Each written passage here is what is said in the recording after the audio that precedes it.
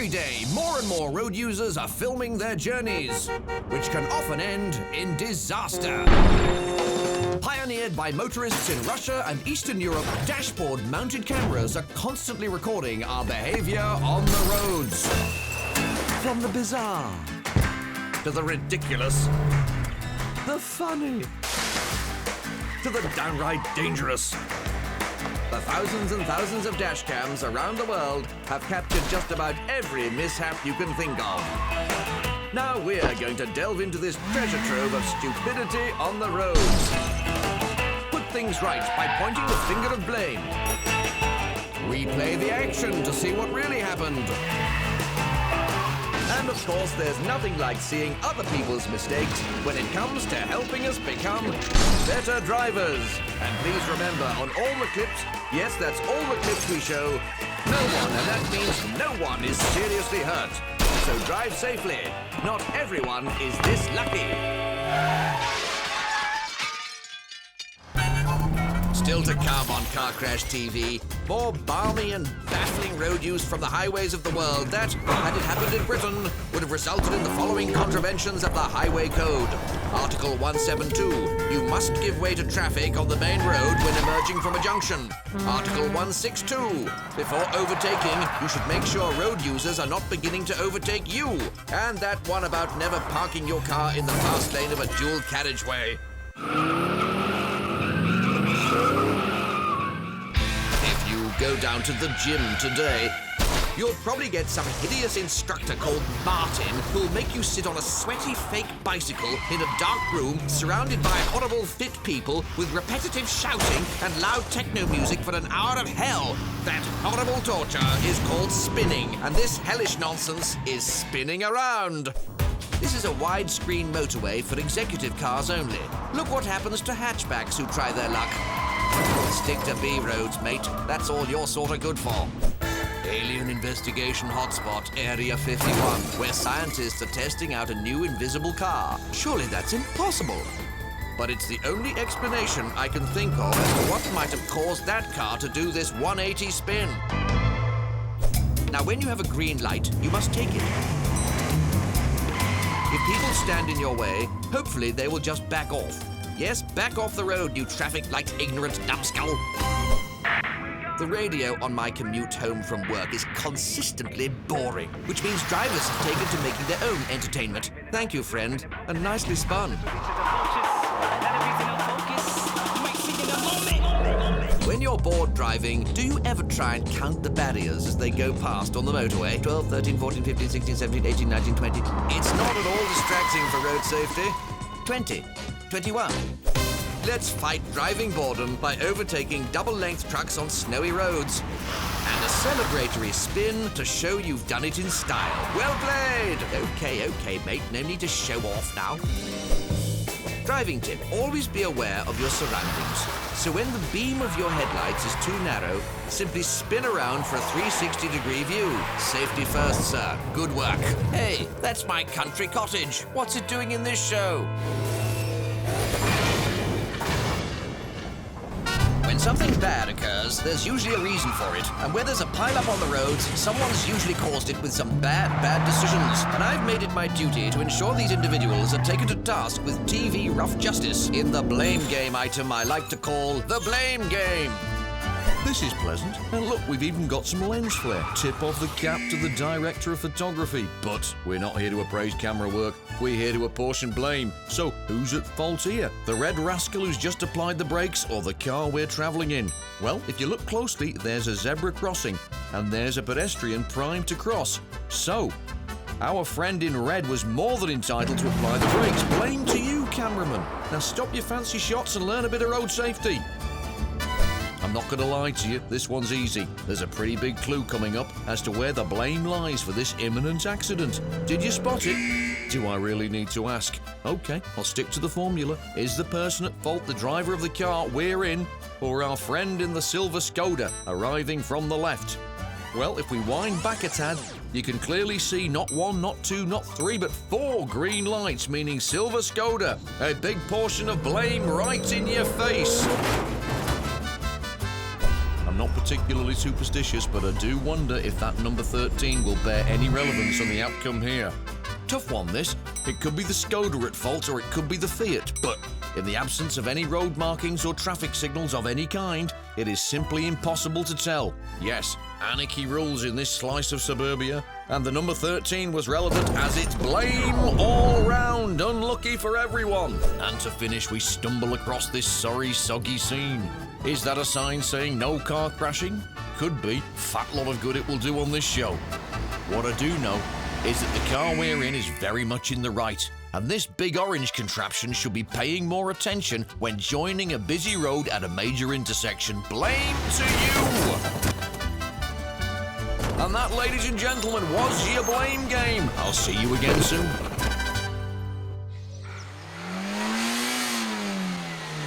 When I was a youngster, lagging your way into the local nightclub was the ultimate goal. It took cunning, charm, and careful planning.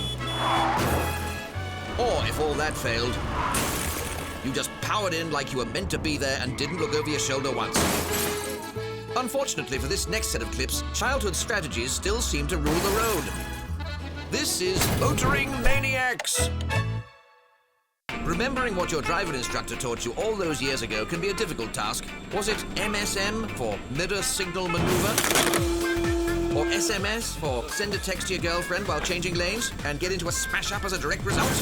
I think we know what he did. There are some weird people in the countryside. See what I mean? The saying, keep on trucking, exists for a good reason. Because some truck drivers keep on going even when no one else wants them to. They can't fit, and everyone else is getting pushed off the road. Fair play, sir. We appreciate you've got online shopping to deliver. You can't beat a snow day. Work is cancelled, so what better way to get your kicks than popping yourself behind the wheel and going for a leisurely drive on a dual carriageway? Look at this. Everyone's having such a wonderful time. Isn't winter magical? Oh, thanks a lot. Why does some idiot have to ruin it for everyone? Next thing you know, he'll be trying to get everyone to eat the yellow snow. This is a long build-up. We're still doing Maniac Motorists, right? Is something going to happen? Look, I've got a massage booked at 12. I even paid for a happy... Whoa. What's your hurry, chum? Have you got a massage booked too? It's so infuriating when they make you pay up front, isn't it? Oh, no, I see. You spotted a taxi and wanted to put him in his place. Quite right, too. Scum of the road. Wow, look at the sky. That is seriously blue. The atmosphere really is a wonderful thing. It's enough to make you forget you're driving on black ice. Never mind, mate. Just get out of your car and point your eyes towards the heavens. Drink it in, my friend. Singles! Rubbish mobile phone reception in the countryside means swiping left on Tinder isn't an option. So try swiping left on the road instead. Instant action guaranteed. Convenient woods there too. Welcome to Cape Canaveral, Florida. And despite this unusual cold snap, it seems the launch of Apollo 24 is set to go ahead as planned. In fact, the countdown has started, but the astronauts are late. Pedal to the metal! Right, out of the bus, chaps. I'm afraid you're going to have to make several small steps for mankind now. Crime watching now. Have you seen this man, known to cause traffic accidents by strolling into busy roads? Watch how he nonchalantly strolls into heavy traffic. Oh, scissored there between the two trucks. He's unscathed, but look carefully on the CCTV. He's left another accident in his wake. If you have any information, call our helpline. Yorkshire. A place to just park up and take in the majestic views. Get away from the stress and strain of modern life. Driving as it used to be, and clean air to boot. Where better to celebrate the art of perfect parking with our proud and passionate presenter, Jeff Bird. Hey up there, lads and lasses. It's Jeff Bird here with more hot-off-the-press Yorkshire parking news. Look at that. The Nissan Navara. Great off-road, carries lots of sheep. Or kidnapped tourists. Tight spot there, but that is a commendable manoeuvre. Well done, lad. There's two things that you can't go wrong with in Yorkshire. One is a good old helping of pikelets for breakfast. The other, kindness. Take this lass here in sunny Keighley, letting townsfolk out a parking space. Yorkshire's finest, that. Synchronised too. Magical, that is. Look at that. Glorious June weather for Penistone, that is. conditions like that, you want to put your foot down and make the space. Champion, that is. To Sheffield in the spring. Magical time and place. Trying for the diagonal entry here. Easy does it. Lovely stuff.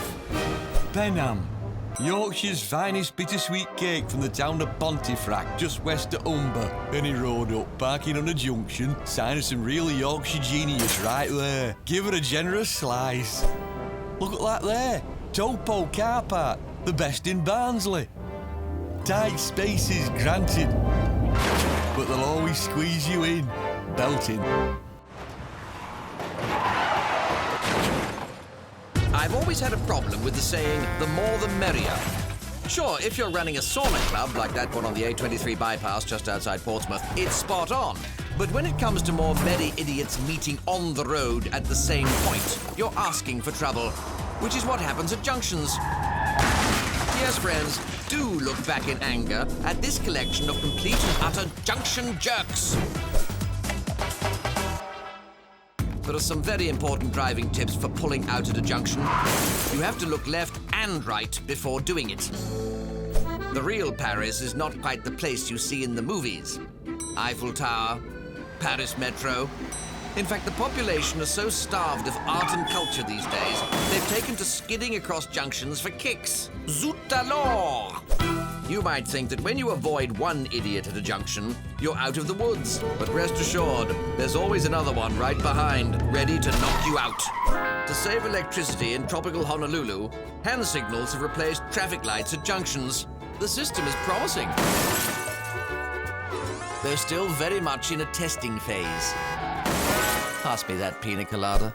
Sometimes I worry that minicab drivers don't have enough things on the dashboard to distract them from the job in hand. This chap is making do with just his chip and pin machine, 3 suction cups, a public payphone, and a mobile advert for his local kebab house. The results are inevitable, my friends. Mine's a special mix with doner meat, heavy on the chili sauce, fries on the side, mate.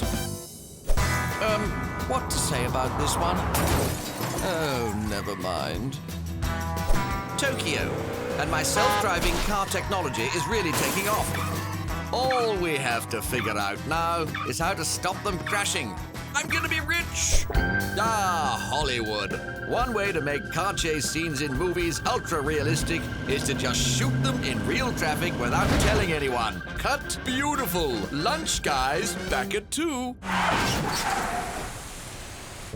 Coming up later on Car Crash TV, we'll shine a light on a collection of roadside randomness and settle in to enjoy another slice of everyone's favorite traffic accident-based semi-regular quiz show segment, Hit or Miss. But first, look at this, a cyclist on the pavement, one of my biggest pet hates. But what happens next? I hope it's not rubbish.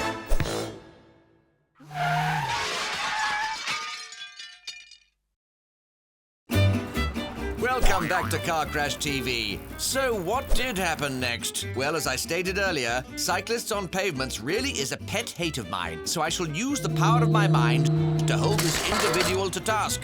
Now put that contraption on the road where it belongs. I don't care if there's no cycle lane. Take it up with your local council. There are some things in life that make you step back and say, what the hell is going on there then? Like everyone crashing into streetlights. Or police cars. Or cars and streetlights. Or people stopping sideways in front of buses. Stock car racing in built-up areas. And then a man carefully building a landscaped rockery garden on a major roundabout. It all adds up to roadside randomness. I've been watching this clip for weeks now, and I cannot figure it out. Why are 2 people holding umbrellas running alongside a car? Is it a carjacking? Why would you try to stay dry if your car was being carjacked? Why is she still carrying her shopping? Why does the driver go on the pavement? Is no one driving the car at all? And why are these weird orange bollards waiting to cross the road? No one likes toll gates, especially the one at Gyeonggi-do. God, I hate that one. It's the worst bit of getting into Birmingham. But if I have to part with £2 to visit my mother-in-law, I'm going to make them work for the money. Stretch, stretch, stretch. It's no good. We can't pay. We'll have to go home. Okay, first things first. Loving the man bag, or is it a satchel? Either way, it's incredibly fetching, and you are wearing it well, my friend. Let me pull alongside you for a closer look. I'm assuming it's leather. Wonderful craftsmanship. No, I don't think it's emasculating at all. The guys at the office are all just jealous, I'm sure. What's that? Oh, yes. Look, car crash TV fans. A man on a scooter just got knocked over by a car. How hilarious. Anyway, do you know if they do it in black? I wish more days on the road were like this. Dangerous it may be, but this guy going the wrong way is pure entertainment, not a junction in sight. How far has he come like this? When did the dog cross the road? Whenever I well wanted is the answer. And don't hurry me up, all right? Look at that car. It's filthy. He deserves to be spanked. You liked that, didn't you, you dirty, dirty boy? This $1 million real-world production of Aladdin uses synchronized mopeds for most of the cast, but the genie is holed up in a hatchback ahead. Don't believe me? Well, watch this. He's there, my friends, the genie. Oh, hang on. It's the guy in the road who runs at the car and jumps on top of it. Roadside randomness. In towns too cold for dogs, some people keep tires as pets instead. Morning walk is just a dash down the snowy highway to pick up the paper. They're faithful, and they eat less than dogs too. I wish they'd stop making James Bond films. Not only have the storylines got less believable over the years, but the stunts just look ridiculous after all those budget cuts. You can take a horse to water, but you can't make it drink, just like you can't make it put on a helmet and hitch a ride on a scooter. John here was recently laid off from his position as the local lollipop man on account of his severe drinking problem. Look at him, sozzled again. Poor John, he just can't let it go. Don't feel sorry for him though, viewers. He'll be fine. He's got a great new job as an air traffic controller. Okay, folks, it's that time in the show where we like to throw a bit of mystery into the proceedings and put you, the viewer, to work. The question is a simple one, but the answer is much more complex. Thinking caps on, people. It's time to play everyone's favorite award-winning road accident quiz show feature, Hit or Miss. Here we are, moving nicely down the highway, and someone hasn't checked his wing mirror before pulling out. But are we going to hit this inconsiderate motorist? Swerve and end up in this ditch, or miss completely? And it's a hit. Bad news for the driver. Check your mirrors, peoples. The highway code was written for a reason. Moving on. Good visibility. And a spaceship from Close Encounters of the Third Kind. Or not a spaceship after all, but a Chinese restaurant perhaps. Or a Chinese spaceship. Anyway, are we going to hit this genius who's about to cut in front of us, the Chinese restaurant spaceship, or will we swerve, pull over, and make first contact? And it's a hit! Straight into the car! So the truth still remains out there. Ah, the open road. The only thing that could possibly ruin this journey is a cyclist, some large trucks, or both. We got both. With this poor truck forced into an overtaking move he's clearly not equipped for. But are we going to hit the poor innocent truck, rogue biker number 1, road biker number 2, or will we miss completely? Phew, a miss. I tend to wear lycra on Sundays, but you wouldn't catch me going cycling. It's nighttime. It's been snowing. There's not a street lamp in sight. Surely no one would be fool enough to perform an overtaking maneuver in such conditions, especially near a turn-off for a petrol station. And that, my friends, is the definition of tempting fate. But what fate awaits our overtaking oaf? Will he hit the black car heading for the petrol station? The petrol station sign? The bank of snow, or miss completely? The car and the snow. Double bubble. Car Crash TV. Satisfaction guaranteed. Drive at a safe braking distance from the car in front. That way, when he hits the brakes, you'll be well prepared. Except, will this driver slam into the red car in front or slam on the brakes in time? It's a miss. What are you guys playing at? This show's called Car Crash TV. We can't put out videos of people driving with due care and attention, can we? Thanks for tuning in, folks. Join us next time for more Hit or Miss. Most people think incorrectly that 20-ton battle tanks are the meanest beasts on the roads. Well, I'm here to tell you that the most dangerous people to get behind a wheel are the mighty larder drivers. Yes, you heard me correctly. Larder drivers. Think about it. Every Bond film ever made. Sure, James Bond and the main adversary drive upmarket supercars, but the henchmen? Larders. When one of those vehicular fossils rolls up, you know the person behind the wheel means business. Don't believe me? Watch out, there's a larder about. Sure, it's late at night, the weather's a bit wet and dangerous, and there appears to be a car in the lane stopped at a red light. But does this larder driver care about any of those things? Of course he doesn't. That's how you keep traffic moving. Anyway, it's gone green now, so he was almost right. Another larder in a prang? Not exactly breaking news, is it?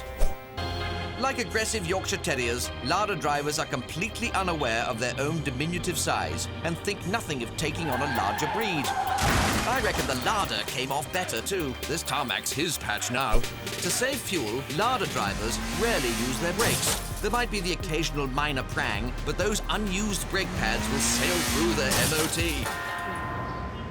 As well as style and efficiency, larders offer excellent parking versatility. See here a larder driver parking up beautifully in the middle of a dual carriageway, with the rest of the road users not remotely inconvenienced. A red light to a major junction generally means stop, but not for the larder drivers. Remember, they don't like to waste their brakes. That MOT's in the bag. Larders are notoriously slow compared to, say, a horse and cart or a hospital trolley, but that doesn't mean anyone else gets to overtake them. I'm sorry, but this guy has his emergency flashing lights on. He's being a complete idiot. How much more nice stuff about larders do I have to read out here? Fine, I'll do one more. If by some miracle you do manage to overtake a larder, make sure you put plenty of distance between it and you, because they don't take kindly to humiliation. You have been warned. Right, that's it. I'm not doing any more larder stuff. I was told this series was going to have some quality. What about a great British brand? Ah!